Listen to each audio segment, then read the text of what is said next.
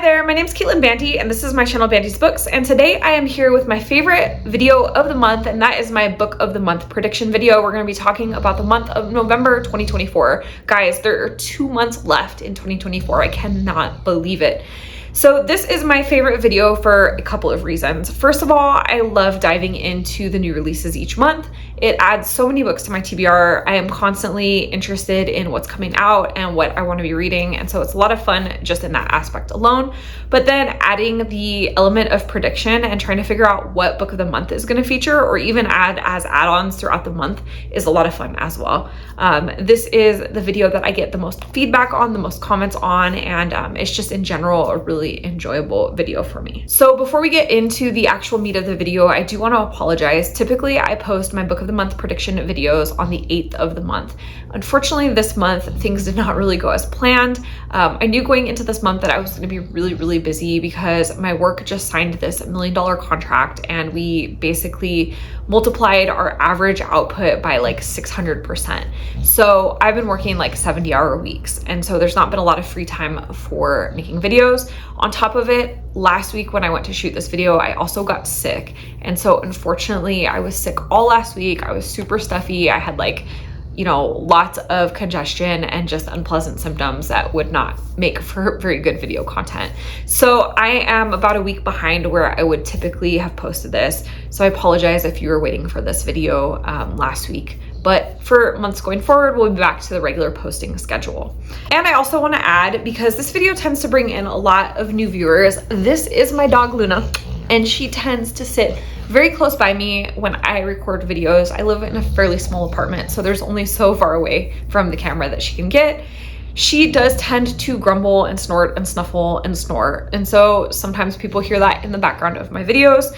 Totally understand if it's not your thing. Unfortunately, there's only so much I can do about it, but I like to add this disclaimer to the videos because so many new people come in through this video, and I often get comments about who's snoring in the background. So this is the culprit. This is who is snoring in the background of the video.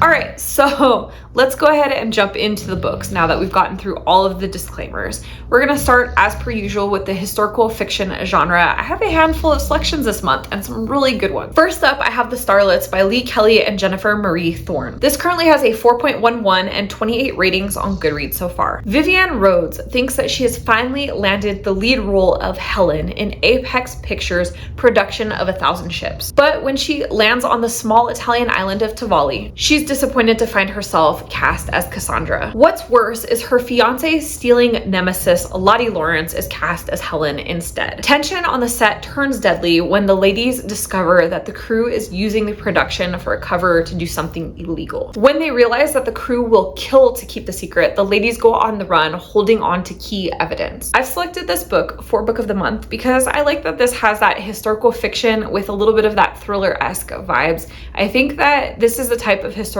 fiction that book of the month might be moving towards, and this sounds like a lot of fun. I love that we have this like frenemies situation where our two main characters have had issues over a man in the past, and now they're forced into this environment where they have to work together to keep each other alive.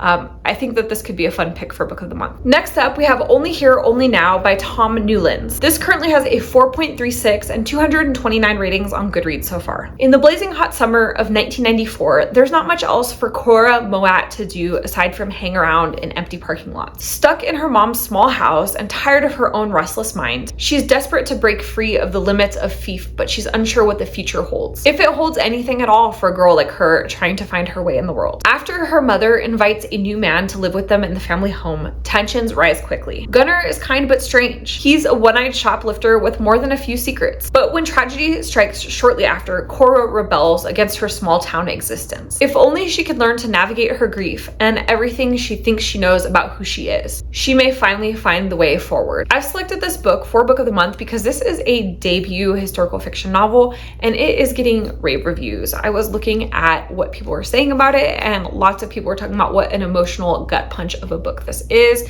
I love a good coming of age story, and I feel like so much of this fits into that book of the month vibe. I would love to see this as a selection for the historical fiction genre. My third historical fiction selection is City of Nightbirds by Juhea Kim. This currently has a 4.22 and 32 ratings on Goodreads so far. On a white night, In 2019, a prima ballerina, Natalia Leonova, returns to St. Petersburg 2 years after a devastating accident stalled her career. Once the most celebrated dancer of her generation, she now turns to pills and alcohol to numb the pain of her past. She is unmoored in her old city as the ghosts of her former life haunt her. Ghosts like her loving but difficult mother, her absentee father, and the 2 gifted dancers who led to her downfall. One of those dancers, Alexander, is the love of her life. A love that transformed both Natalia and her art. When the latter offers her a chance to return to the stage in her signature role, Natalia must decide whether she can face the people who are responsible for her highest highs and her darkest lows. I've selected this book for Book of the Month because honestly, I love Juhea Kim's writing. Her debut novel, Beasts of a Little Land, was a book that I really enjoyed. I have a copy of it up on my bookshelves here, and I would love to see her get some recognition. This is a complete 180 from what she wrote about in her first novel, and I'm so excited to see what she does with this topic of this prima ballerina. There's some mystery elements going on. This sounds like it's going to be a really good book, and honestly, it's getting really fantastic reviews so far. I would be really happy, and this is definitely a wish fulfillment pick, but also one that I think would genuinely make a fantastic Book of the Month selection. And my final historical fiction selection for this month is The Sunflower House by Adrianna Allegri. This currently has a 4.63 and 303 ratings on Goodreads so far. In a sleepy German village, Alina Strauss's life seems idyllic. She works at her uncle's bookshop, makes strudel with her aunt, and spends her weekend with her friends and her fiance. But it's 1939 and Adolf Hitler is chancellor, and Alina's family hides a terrifying secret. Her birth mother was Jewish, making her a Mischling. One fateful night, after losing everyone that she loves, Alina is forced into service as a nurse at a state-run baby factory called the Hochland Home. There she becomes both witness and participant to Heinrich Himmler's ruthless eugenics program. I selected this book for Book of the Month because this is a debut historical fiction novel, and while Book of the Month has been steering pretty clear of World War II historical fiction of late, I think that this one is about a subject that I haven't seen a lot of coverage on, and it looks like it's going to be a very emotionally impactful novel. The reviews that I've read of this one so far, pretty much everybody was raving about how well written this was, how emotional it was. And again, this delves into a chapter of World War II history that I haven't seen written about a whole lot. I think that this could make a really good historical fiction selection for Book of the Month. Next up, we're talking thrillers, mystery, and horror. I have 3 selections this month. First up, I have Those Opulent Days by Jacquie Pham. This currently has a 4.00 and 14 ratings on Goodreads so far. Doi, Fong, Min, and Edmund have been best friends since childhood. Now as young men running their family's formidable businesses, they make up Saigon's most powerful group of friends in 1928 Vietnam's elite society. That is, until one of them is murdered. In a lavish mansion on a hill in Dalat, the 4 men gather for a night that they won't forget. There's just one problem: one of them won't survive. I selected this book for Book of the Month because this is a debut novel. I love that this, first of all, mixes historical fiction with the thriller genre. That sounds like a lot of fun. And then when I was looking at the comparisons of this book, this was compared in the thriller aspect to Lucy Foley's writing, but in the historical fiction aspect to Vanessa Chan's writing. Both of those authors have been featured by Book of the Month very successfully. So if this book is at all reminiscent of either of those authors, I could see this being a very successful selection. I also really like that this is in like 1920s Vietnam. I feel like this is an era and a time period that I don't see covered a whole lot, but it sounds super interesting. This is a book that I feel like I'm going to be reading whether Book of the Month features it or not, so hopefully it'll be an option for my Book of the Month box. After that, I have Deadly Animals by Marie Tierney. This currently has a 4.14 and just over 1,000 reviews on Goodreads so far. 14-year-old Ava Bonnie is unlike other children. She has an obsessive interest in the rate at which dead animals decompose. The motorway that she lives by regularly offers up roadkill, and in the dead of night, Ava likes nothing more than to pull her latest discovery into her den and record her findings. One night, she stumbles across the body of her classmate, Mickey Grant, and fearing that her secret ritual could be revealed, she makes a call to local police. When Detective Seth Delahaye is given the case, Ava won't step back. Not when teenagers in her sleepy South Birmingham town are going missing. I mean, how hard can it be to track a killer? I've selected this book for Book of the Month because this is a debut novel and it is getting really good reviews. I feel like there is a lot of buzz around this book so far. As you can see, this is over 4 stars with over 1,000 ratings. That tracks really well for this book. A lot of the reviews that I read for this book said it was really twisty and intricate and the plotting was really well done. And I feel like that bodes really well for Book of the Month. I feel like with all the hype around this one, I wouldn't be surprised to see this pop up in the Book of the Month box. And my third option for the thriller, mystery, and horror genre is April Storm by Leila Meacham. This currently has a 4.06 and 17 ratings on Goodreads so far. Catherine Walker enjoys an enviable life. Her husband is an accomplished doctor, her children are bright and successful, and she devotes herself to a charity that helps uplift her suburban Colorado community. Settling into a new year, her life couldn't be better. That is, until April comes. For Catherine, April has always rained trouble, but this time April may be even stormier than the past she's trying to forget. Already distraught over the child she miscarried in the same cursed month many years ago, the emotionally fragile woman isn't ready to consider the fact that someone may be trying to take her husband and her life. I've selected this book for Book of the Month because this is actually a posthumous publication, meaning that this author unfortunately has since passed away.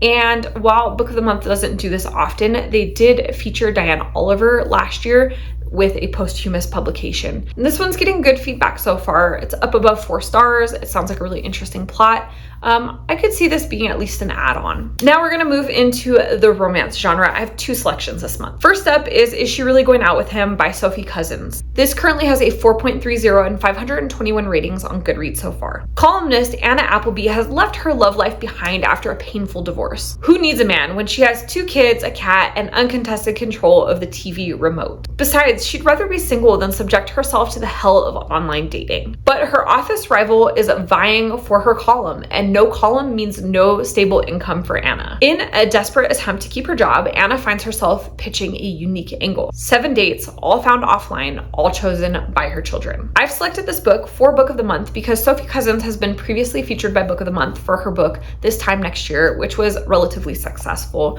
I feel like she does really well in the romance genre. She's a popular author. And in particular, this novel sounds like it could be a lot of fun. The idea of having her children pick her dates sounds like it's going to be good for some laughs. I think this could be a fun romance pick. My second romance selection is Pictures of You by Emma Gray. This currently has a 4.44 and 52 ratings on Goodreads so far. When Evie Hudson wakes in an unfamiliar hospital room, she thinks she's fresh out of a teenage party with her best friend Bree. Except Bree isn't around anymore, and high school was years ago. Evie had just survived a crash that killed her husband Oliver, whom she can't remember either. After suffering a traumatic loss of memory, she's left to connect the dots. Drew, a promising photographer whose chance encounter with Evie unravels the details of her marriage and her husband's tragic death. As Drew watches Evie stitch the story of her life together, secrets emerge that might shatter both of their worlds. I've selected this book for Book of the Month because Emma Gray was previously featured for The Last Love Letter. I feel like this was a pretty popular selection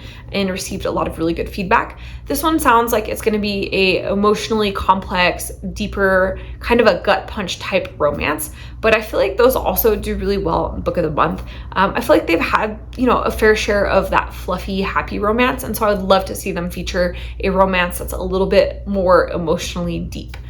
This could be just that type of pick. From there, we're going to be jumping into the contemporary and literary fiction genres. I have 3 selections this month. First up, I have The Magnificent Ruins by Nayantara Roy. This currently has a 4.14 and 28 ratings on Goodreads so far. It's the summer of 2015, and Leila D is on the verge of a breakthrough in her career as a publisher for a prestigious New York publishing house. But when she gets a call from her mother in India, informing her that she's inherited her family's sprawling estate, she must confront the legacy of a family that she thought she left behind 16 years ago. Returning to Kolkata reunites Leila with her mother after a decade of estrangement. Then there are her grandmother, aunts, uncles, cousins, all of whom still live in the house and all of whom resent her sudden inheritance. To make matters more complicated, her very first boyfriend seeks her out as soon as she arrives. And her star author and occasional lover is determined to make things more serious. I've selected this book for Book of the Month because this is a debut novel, and this sounds like it's going to be a really interesting book.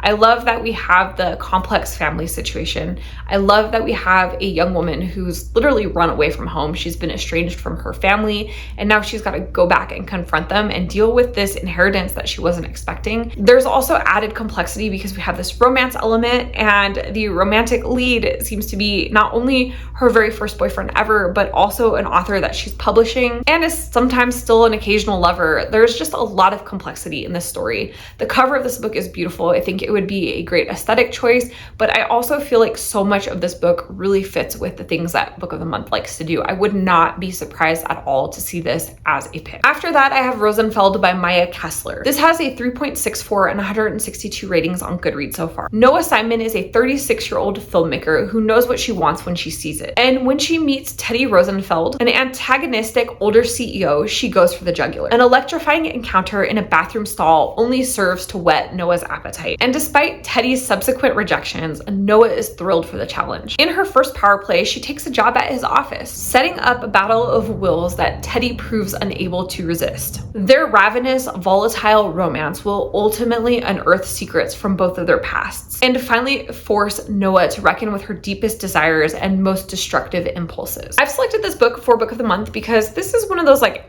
edgy literary fiction picks that I feel like they like to pick up every once in a while. This book might not have the strongest reviews of any of the books that I'm reviewing, but I feel like that's really common in the literary fiction genre. You get books that can be really polarizing depending on the subject matter, and I feel like this book is going to be that type of book. This is something that Book of the Month doesn't feature frequently, but every once in a while they'll pick a book that's like this with that like kind of edgy, gritty subject matter, and I feel like this could be a really interesting pick for them. And my final fiction pick is Shy Creatures by Clare Chambers. This currently has a 4.36 and 813 reviews on Goodreads so far. Croydon, 1964. Helen Hansford is in her mid-30s and an art therapist at a psychiatric hospital, where she has been having a long love affair with a charismatic married doctor. One spring afternoon, they receive a call about a disturbance from a derelict home not far from where Helen lives. A mute 37-year-old man named William Tapping, with a beard down to his waist, has been discovered with his elderly aunt. It is clear that he's been shut up in the house for decades. But when it emerges that William is a talented artist, Helen is determined to discover his story. I've selected this book for Book of the Month because I feel like this fits with a lot of the things that Book of the Month looks for in their fiction novels. We have this character who's artistic, working in a psychiatric hospital. We have this gentleman who is an artist, but who's been locked away from society for a really long time. This could be very emotional, a lot of turmoil, a lot going on that I feel like would work really well for Book of the Month. I think this would be an interesting feature. I'm not gonna say that this is like my number one pick for a feature, but I think this would work really well in their box. Next up, we're talking fantasy and science fiction. I have 3 selections this month. First up, we have Where the Library Hides by Isabel Ibanez. This currently has a 4.34 and 262 ratings on Goodreads so far. 1885, Egypt. Inez Oliveira is left reeling after her cousin Elvira's murder and her mother's betrayal. When Tío Ricardo issues an ultimatum about her inheritance, she's left with really only one option to consider: marriage to Whitford Hayes, former British soldier, her uncle's aide-de-camp, and her one-time nemesis. Whit has his own mysterious reasons for staying in Egypt. With her heart on the line, Inez might have to bind her fate to the one person whose secrets plans could ruin her. I've selected this book for Book of the Month because Ibanez was previously featured for the first book in the series, What the River Knows. I feel like that did pretty well. I've been seeing that popping up a lot and hearing good feedback on this. This is book 2 in that duology, and since Book of the Month featured the first one, I feel like it's pretty likely that they'll feature the second one. It might not be a main pick, but I would expect to at least see it as an add-on this month. Then we have The Last Hour Between Worlds by Melissa Caruso. This currently has a 4.12 and 137 ratings on Goodreads so far. Camberl Thorne is spending a few hours away from her newborn, and she's determined to enjoy the party no matter what. But when guests start dropping dead, Kem has no choice but to get to work. She's a member of the Guild of Hounds after all, and she can't help but pick up the scent of trouble. She's not the only one. Her professional and personal nemesis, notorious burglar Rika Nunsuch, is on the prowl. They quickly identify what the problem is: a mysterious grandfather clock that sends them down an echo every time it chimes. In each new layer of reality, time resets and a sinister figure appears to perform a blood-soaked ritual. As Kem and Rika fall into increasingly bizarre versions of their city, they'll need to rely on their wits and each other to unravel the secrets of the clock and save their city. I've selected this book for Book of the Month because this sounds really quirky and unusual. It's a little bit different than their typical fantasy science fiction selections. I love that we have like multiple dimensions and altered realities. And I like that there's this kind of mystery of what's going on with these blood-soaked rituals. There is a lot to like with this book, I think, and this could make a really strong Book of the Month pick. And my final fantasy slash sci-fi pick is We Shall Be Monsters by Alyssa Wees. This currently has a 4.00 and 103 ratings on Goodreads so far. Gemma lives with her mother in an isolated antique shop in Michigan. They're near a small patch of wood that conceals a enchanted gateway to fairyland. She knows she's not supposed to go into the woods. Her mother, Virginia, has warned her multiple times about the monsters that lurk there. And yet, defiantly curious, she goes anyways. Virginia understands her daughter's defiance. She knows the lure of the woods all too well. Her own mother warned her about the monsters that resided there, and of course she didn't listen either. Until a witch cursed her true love Ash, Gemma's father, in the days leading up to Gemma's birth. And if Virginia cannot break the curse before her daughter turns 15, Ash will eat Virginia's heart and Gemma will belong to the witch. So Virginia will do whatever she can to protect her daughter, even if it means stealing Gemma's memories away. But everything changes when Gemma inadvertently gets a little too close to the truth, and the witch steals Virginia away instead. I've selected this book for Book of the Month because I love a good dark fairy tale. This has witches, this has curses, this has a husband turned into a beast. There is so much going on that I love. This sounds like a good old-fashioned dark fantasy, one that I would be really excited to see in my Book of the Month box. Fingers crossed. So that is the end of my Book of the Month prediction video. As you can see, this month it was a little bit shorter than usual. Typically, I try to predict around 16 books. And in this case, I think I only did 14 this month. And that's just because there aren't that many books publishing. There's a lot of really great sounding books, just not as much volume as usual, and so not as broad of a selection.